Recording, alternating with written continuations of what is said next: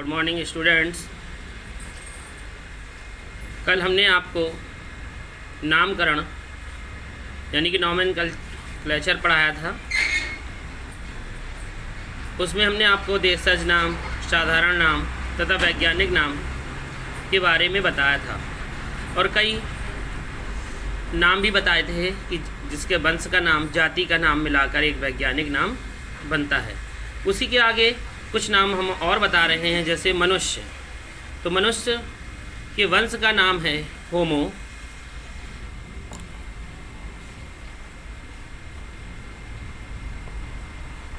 और जाति का नाम है सैपियंस। तो पूरा मिला के बन जाता है होमो सैपियंस, यानी कि इसके वैज्ञानिक का नाम हो जाएगा होमो सैपियंस। इसी प्रकार मेढक, फ्रॉग के वंश का नाम है राना और जाति का नाम है टिग्रीना। तो वैज्ञानिक नाम बनेगा राना टिग्रीना। इसी प्रकार बिल्ली, कैट को फेलिस डोमेस्टिका कहते हैं, यानी कि वंश का नाम फेलिस और जाति का नाम डोमेस्टिका। तो वैज्ञानिक नाम बनेगा फेलिस डोमेस्टिका। इसी प्रकार कुत्ता यानी कि डॉग के वंश का नाम कैनिस और जाति का नाम फैमिलीरीज। तो पूरा आपका नाम बनेगा कैनिस फैमिलीरीज। इसी प्रकार गाय यानी कि काऊ को वंश का नाम बॉस और जाति का नाम इंडिकस। वैज्ञानिक नाम बना बॉस इंडिकस। इसी प्रकार मक्खी हाउस फ्लाई, जिसका वंश का नाम मस्का और जाति का नाम डोमेस्टिका। तो मस्का डोमेस्टिका पूरा वैज्ञानिक नाम बना। इसी प्रकार धान राइस के वंश का नाम ओराइजा और जाति का नाम स्टाइवा। पूरा नाम बनेगा ओराइजा स्टाइवा।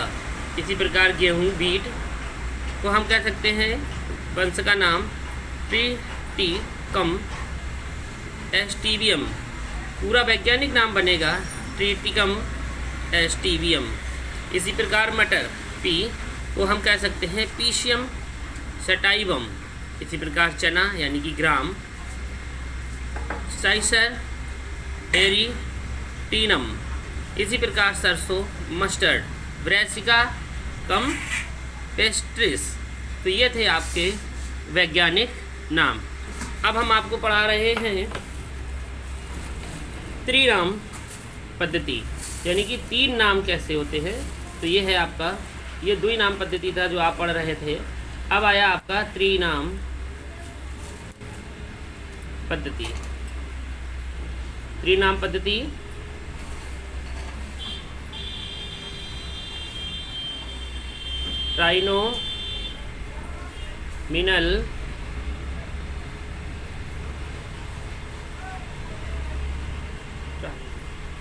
Trinomial nomenclature.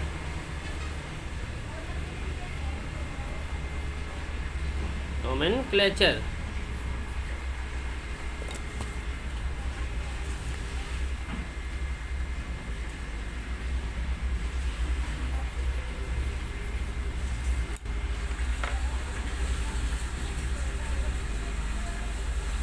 त्रिनाम पद्धति क्या है? यानी कि कुछ जीव जातियों की उपजातियों में विभिन्न भौगोलिक क्षेत्रों में रहने या अन्य कारणों से कुछ असमानताएं आ जाती हैं।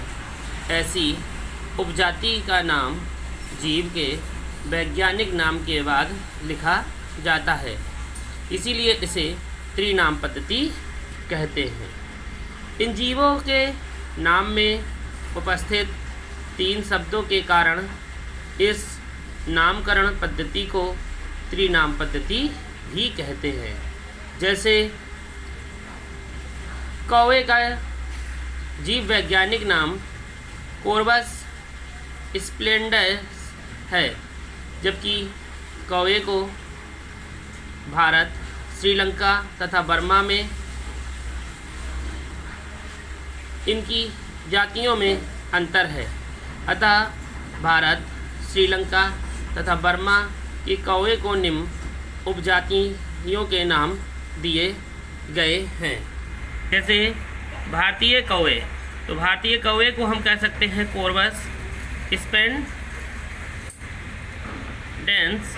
स्पेंडेंस, यानी कि 3 नाम हो गए, कोरबस, स्पेंडेंस, स्पेंडेंस।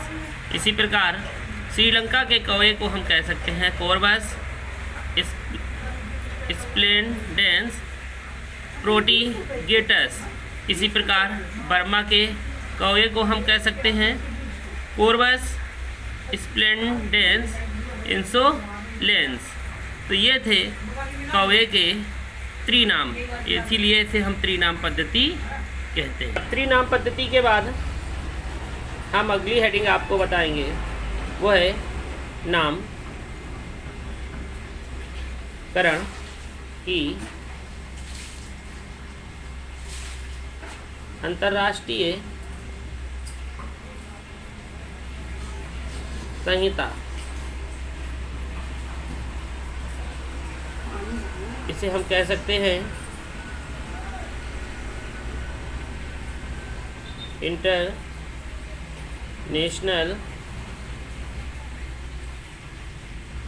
कोड ऑफ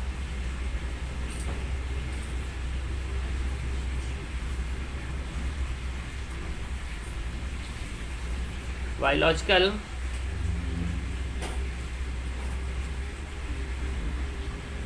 नोमेनक्लेचर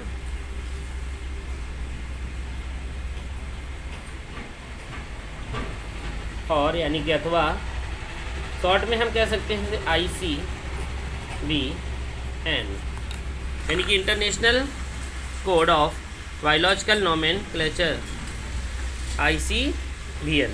तो जीवों के नामकरण हेतु सन 1898 में वैज्ञानिकों ने एक अंतर्राष्ट्रीय आयोग का गठन किया तथा 1901 में इस आयोग के द्वारा नामकरण के लिए एक अंतर्राष्ट्रीय सिद्धांत की स्वीकृति भी दी गई, जिसे सन 1904 में अंतिम रूप देकर प्रकाशित किया गया। 1964 में नामकरण का ये अंतर्राष्ट्रीय सिद्धांत पुनः प्रकाशित हुआ। इस सिद्धांत में एक भूमिका, 86 धाराएं तथा 5 परिशेषिकाएं व एक शब्दावली है। तो यह है नामकरण की अंतर्राष्ट्रीय संहिता। अब अगली हेडिंग है आपकी नामकरण के अंतर्राष्ट्रीय नियम।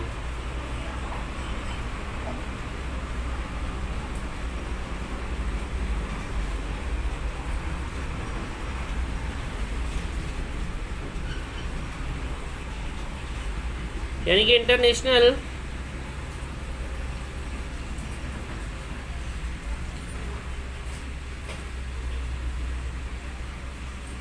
Rules of nomenclature.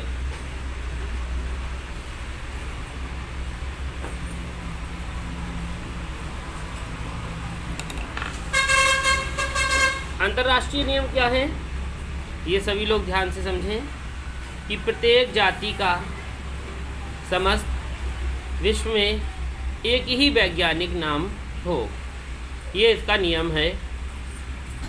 1901 में अंतर्राष्ट्रीय जीव विज्ञान कांग्रेस में जीवों के नामकरण हेतु कुछ अंतर्राष्ट्रीय नियमों को मान्यता दी गई।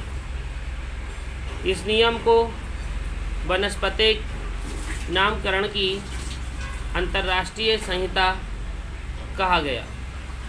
जंतु वैज्ञानिक नामकरण की अंतर्राष्ट्रीय संहिता भी कहा गया। जीवाणु नामकरण की अंतर्राष्ट्रीय सहायता भी इसे कहा गया। तो नामकरण के कुछ नियम हैं जो इस प्रकार हैं। तो नामकरण के अंतर्राष्ट्रीय कुछ नियम हैं जो इस प्रकार हैं। सबसे पहला, नाम लंबा व कठिन ना हो। दूसरा, प्रत्येक जीव को एक श्रेणी या एक वंश तथा एक जाति का नाम ही दिया जाए। तीसरा, प्रत्येक जीव का वैज्ञानिक नाम लैटिन भाषा में लिखा हो। चौथा, वंश का नाम पहले तथा जाति का नाम बाद में आना चाहिए।